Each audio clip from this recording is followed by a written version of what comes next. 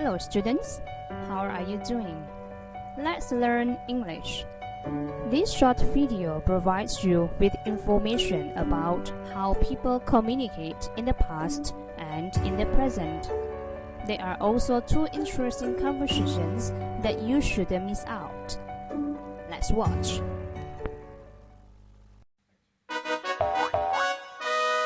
Hi, welcome to a new show. Today on Backpack, we're going to learn about communication. Let's start with a song. It's called Out of Touch. Out of touch. All across the nation, you can't do much with no communication. I decided to write my best friend a letter, but then I decided that email was better. I typed out my message, but when I clicked send, it bounced back to me. It won't reach my friend. Out of touch.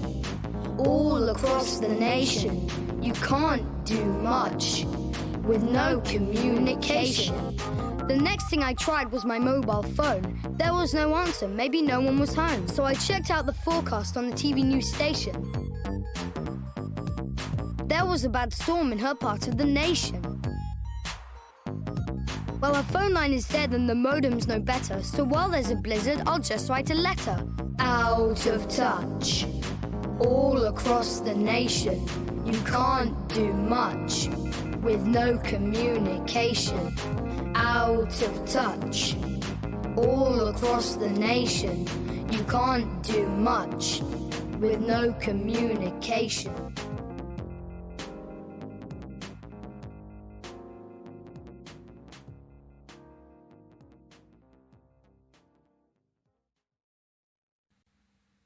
Today, most people have got telephones, and lots of people have got more than one telephone.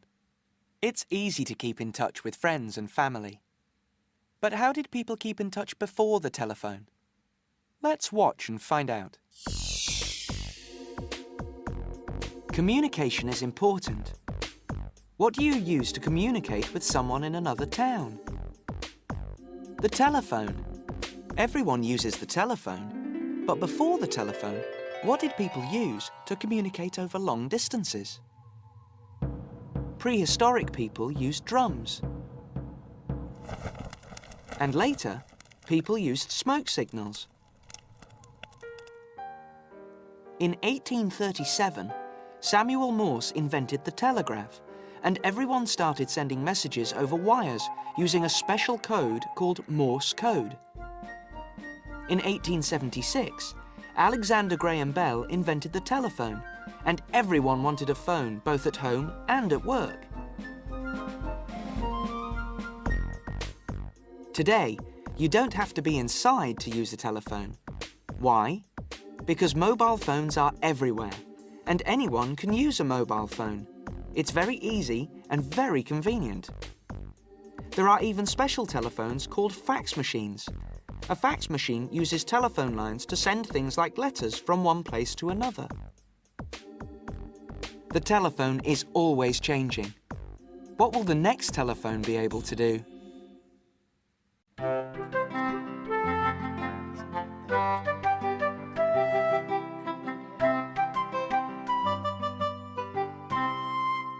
Hello. We're going to talk about communication today with Jane and Jenna. We communicate with phones and mobile phones. Jane, what are some other things we use to keep in touch with each other?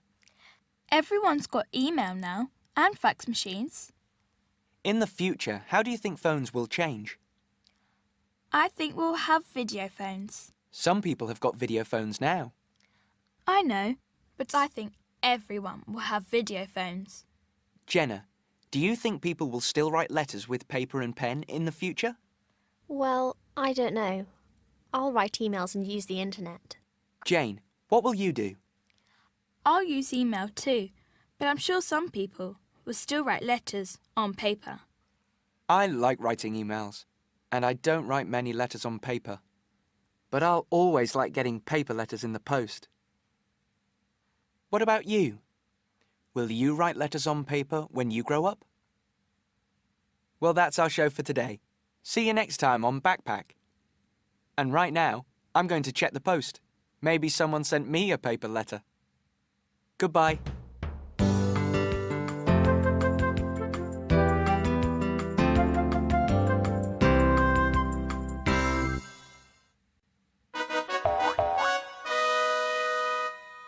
Hello, welcome to Backpack. Today's show is about inventions. Let's start by singing this song. It's called How Did They Do That?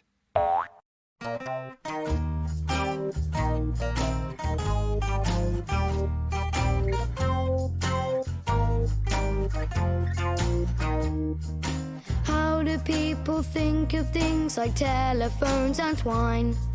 How do they get such ideas with brains like yours and mine? How did we invent the wheel, and was it made of rock? How did people know the time before there was a clock? How do they do that? How can we do that? Come on and put on your thinking cap. How do they do that? How can we do that? Come on and put on your thinking cap. Who invented bars of soap? That man was pretty wise. How did someone ever guess hot air balloons would rise? Who invented glasses and then the contact lens? Who came up with crayons or thought of ballpoint pens? How do they do that? How can we do that? Come on and put on your thinking cap. How do they do that? How can we do that? Come on and put on your thinking cap.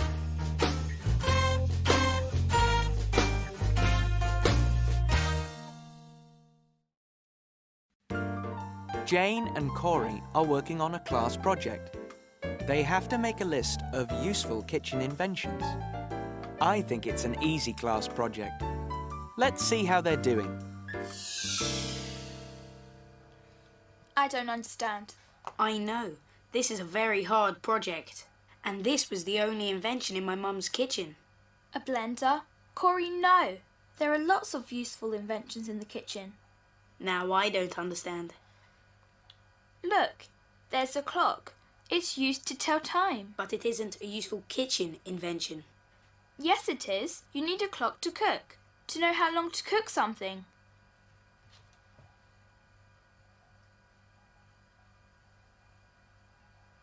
The fridge might be an important kitchen invention too.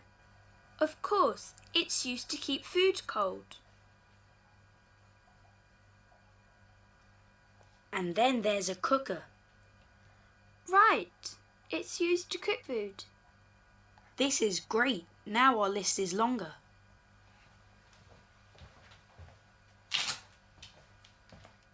And don't forget this block of post-it notes. What? That isn't a useful kitchen invention. It can't be. It's made of paper. Corey, it's a very useful kitchen invention. No, it isn't. What's it used for? Oh no, I have to go to the shop for my mum. There, you see. It's a really useful kitchen invention. It's perfect for a shopping list. Yes, you're right. It's very useful, and it's a really good invention. And now I have to use another invention. What? My bike to go to the shop.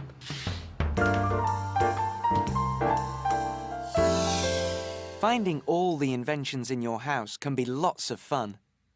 Do you know that simple things like eyeglasses, soap, even ice lollies are inventions? That's all for today. See you next time on Backpack.